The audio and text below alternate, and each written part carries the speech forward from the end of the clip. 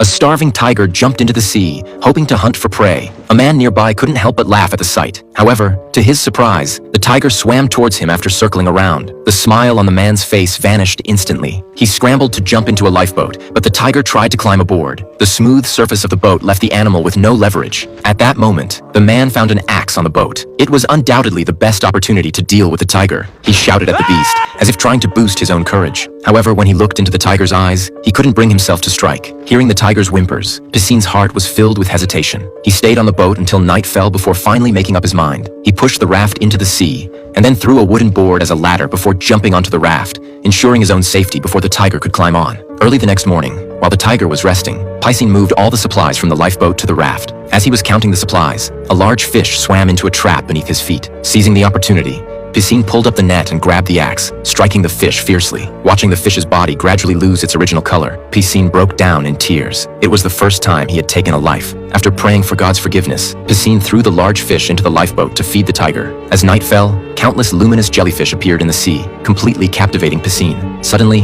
a giant whale leaped out of the water, and a huge wave instantly capsized the small boat. All the food and drinking water fell into the sea. In the vast expanse of the ocean, without food and fresh water, only death awaited him. The starving tiger once again showed its ferocious expression. Suddenly, a flying fish knocked Piscine to the ground. Without a second thought, he quickly threw the fish to the tiger. The next second, a school of flying fish came straight at them. Happiness came too suddenly. The man and the tiger hurriedly began collecting the food.